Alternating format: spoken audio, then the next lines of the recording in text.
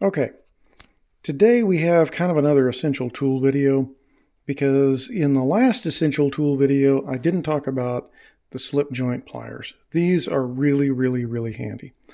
And they're one of the other essential tools really to have in your toolbox. And one of the major things about these is this slip joint. It makes it really helpful because I can make my jaws really small like that, or I can make them spread out like that a little bit.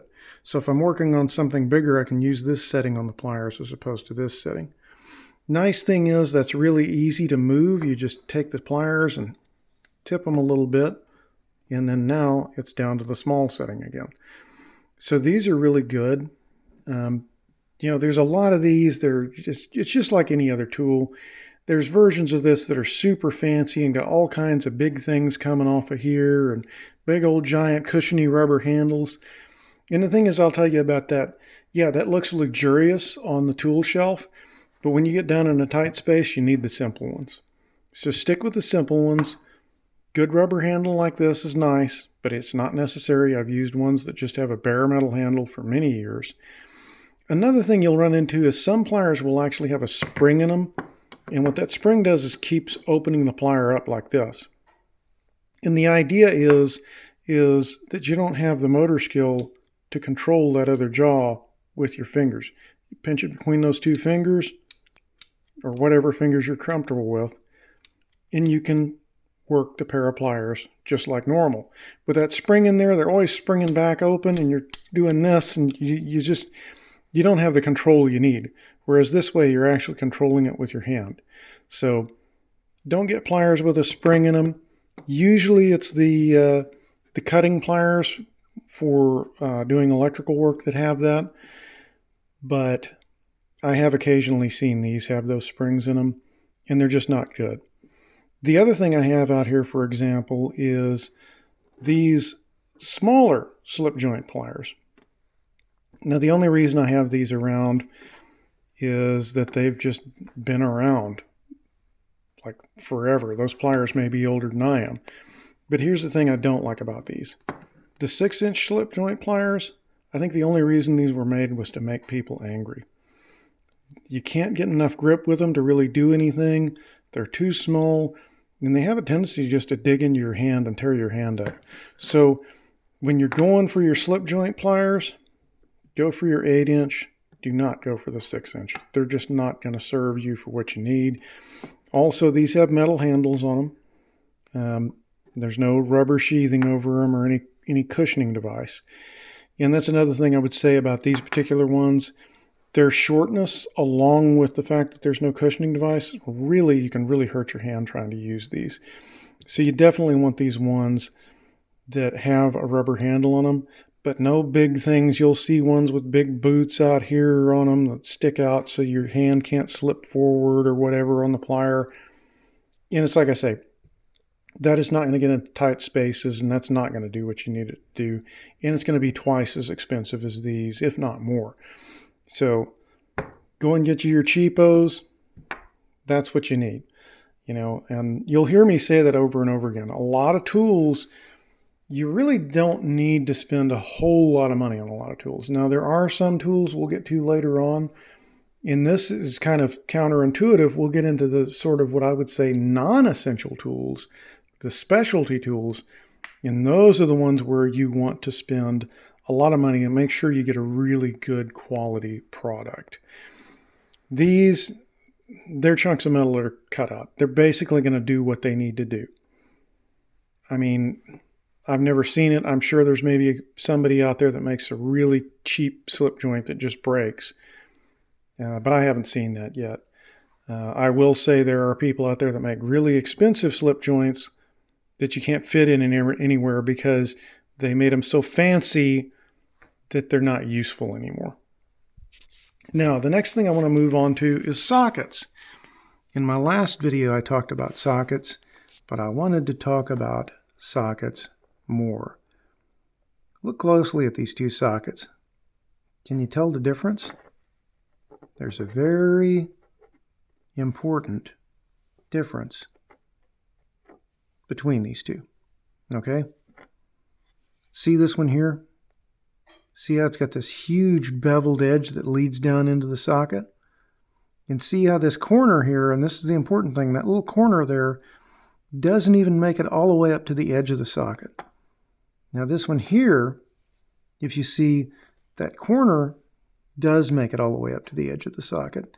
And there's very, very little beveled edge in there.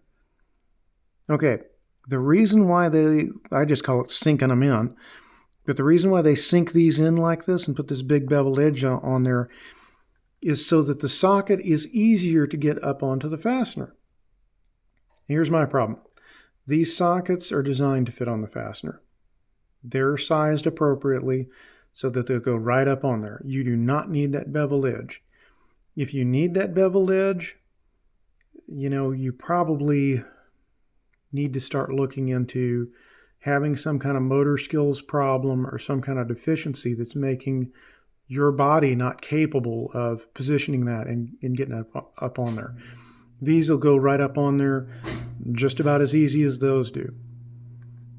Now, why would I cut them down like that? And by the way, I cut these sockets down. And you can do it in a bench grinder, or preferably you can chuck these in a lathe and cut them down. Why do I cut that extra bit off of there? Well, think about this. If I'm in an awkward spot and I can't get this socket good and straight up on my fastener, that beveled edge is going to be my own undoing, because it's going to slip off the end of the fastener and strip the fastener out.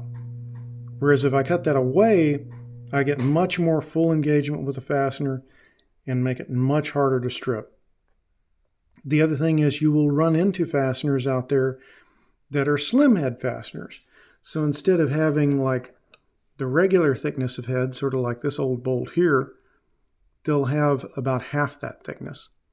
And so you've got something super thin, and if you look at half that thickness, even though that socket isn't the right size for this bolt, if you kind of guesstimate it with your eye, you'll see that that's sunk in so far. If we had half of this thickness on this bolt, that wouldn't even engage properly with the bolt and would almost guaranteed strip it out. And yes, I have been there. I have seen it happen. Slim-headed bolts do not work well with these type of sockets.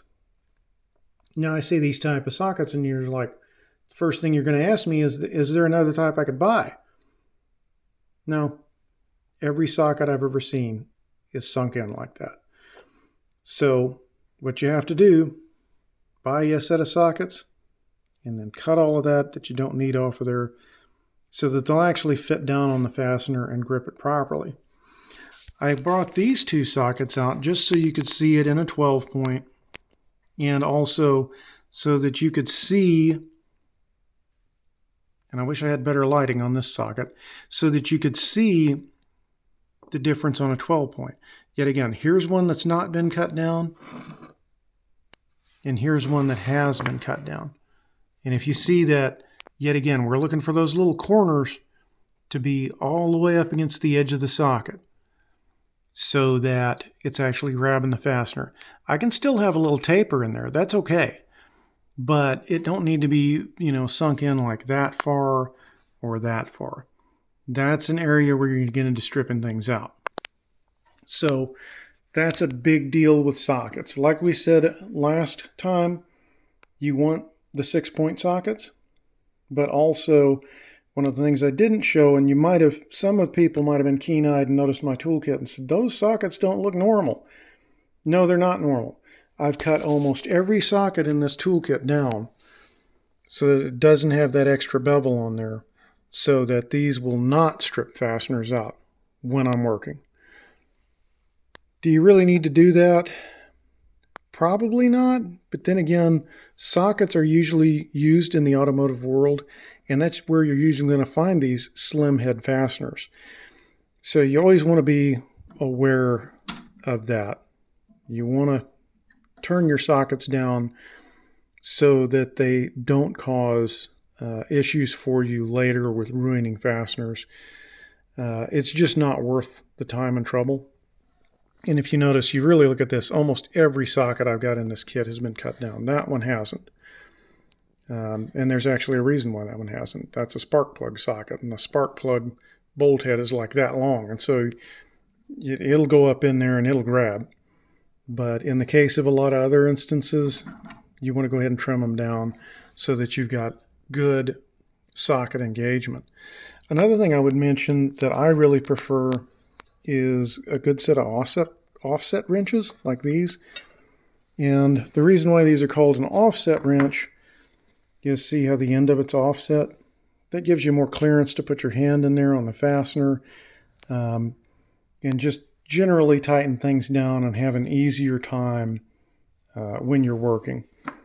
And these are, most people would probably say these are not necessary, but I just love these things. They're a really great way of handling, tightening things down and loosening things up. So I guess that's it for this video, and we'll see you next time on the Great Outdoors Garage.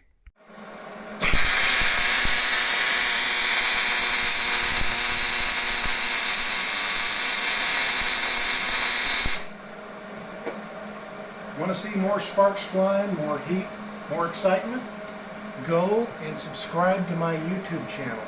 If you like, comment, and subscribe, I can keep doing this, and you can keep having fun.